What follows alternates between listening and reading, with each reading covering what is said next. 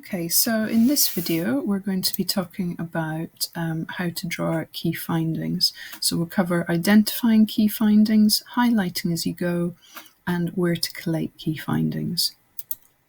Okay, so you're going to have a lot of pages that look something like this. Okay, so it's going to have a lot of information on it. I've just numbered these randomly, and you probably haven't highlighted anything yet. You're just going to be collecting lots and lots of different pieces of information.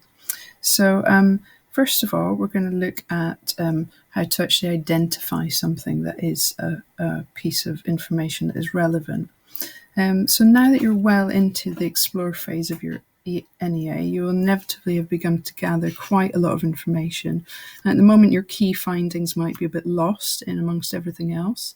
So the first thing you can do is to go through each page and highlight significant findings. So an example might be, for instance, down here, you've got, currently I would be concerned about the hygiene of sharing a helmet. So that has come from an initial interview with a primary user. Okay, so what I'm going to do, I'm just going to exit this just now because I want to actually highlight that piece of information. So hygiene of sharing a helmet. So I'm just going to highlight that in yellow. Hopefully that will be quite clear. Okay, so I'm just going to go back to present now because it's a bit easier to see what's going on. So I've highlighted hygiene of sharing a helmet.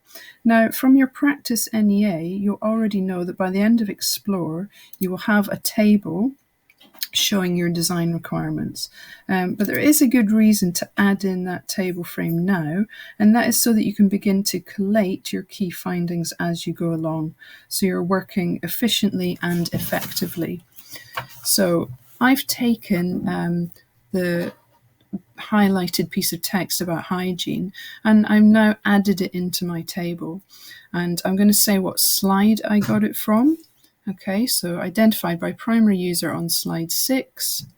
Now later on, when I fully populate this table, I can add in the other details. And maybe I'll also want to delete some things because I may have found out something else that changes this by then. But for now, this is a really good way of keeping track of my key findings as I go along.